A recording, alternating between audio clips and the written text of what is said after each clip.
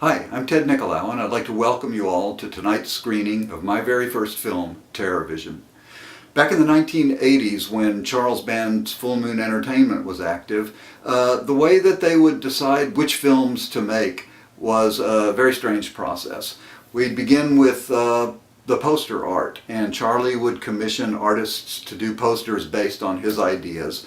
And once he found the art that he liked, he would take it to his writers and directors and say, here's the poster, give me a movie that tells this story.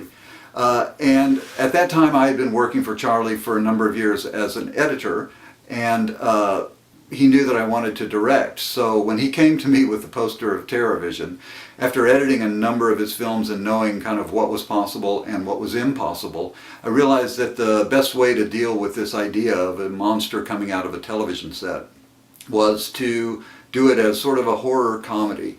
Now, my love of horror films comes from my childhood. My father used to take me to the movies every Saturday afternoon, and we'd see movies about aliens, UFOs, giant monsters. And he loved science fiction, and I love science fiction. And I grew up in the Cold War era, in which there were a lot of movies of nuclear paranoia.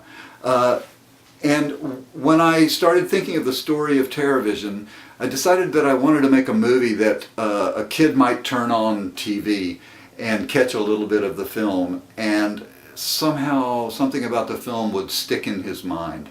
And that very same thing had happened to me when I was a kid with two films that I caught fragments of on television sometimes.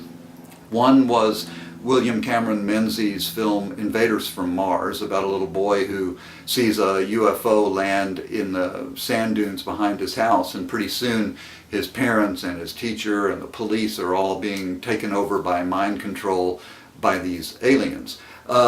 And the other film was based on a Dr. Seuss story called The 5,000 Fingers of Dr. T. And both those films are unique in that they are very expressionistically designed, and they tell a story of paranoia from the point of view of a child. And so that's kind of the spirit that I tried to put into Terrorvision, was a nightmare told from the point of view of a child, of adult things going on that he doesn't quite understand. I was assisted in that effort by the cast that we were able to get for the film. Garrett Graham, who had appeared in Phantom of the Paradise, Used Cars, a gifted comedic actor, and Mary Warrenoff, who had by that time appeared in Eating Raoul and a number of underground films. At that time I was going to a nightclub in Los Angeles called Club Lingerie, and I would see Mary Warrenoff there almost every weekend. And also a band called the Fibonacci's played there quite often. So when it came time to cast the film, I sought out Mary Warrenoff really for the role of Medusa, the horror film hostess on television. But when Mary came in, she said, you know what, this role of Medusa is the role that people would expect me to play, but what I would really love to play is the mother.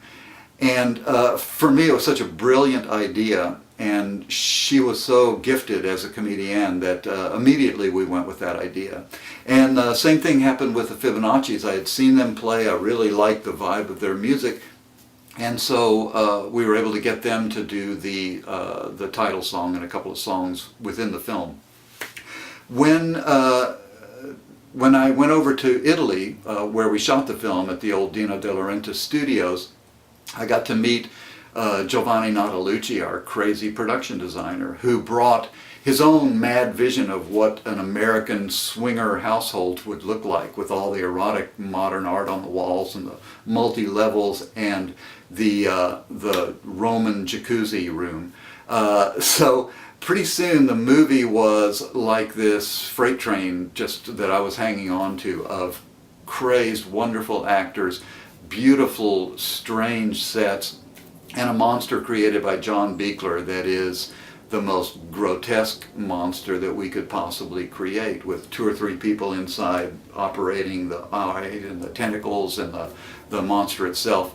What I wasn't ready for was, when the film was finally finished, the fact that critics hated the film.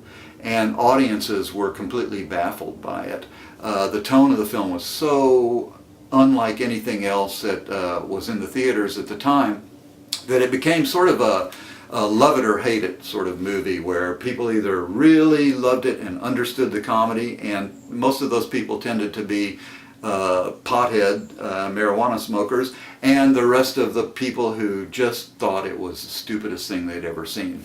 So I'd like to do a little test tonight, and after the screening, if you would raise your hands if you loved the film, raise your hands if you hated the film, and let's see if it maintains that sort of balance and divisiveness. I hope you enjoy it. I understand if you don't enjoy it, thank you very much for this opportunity. I'm very pleased that the film continues to live on. Good night.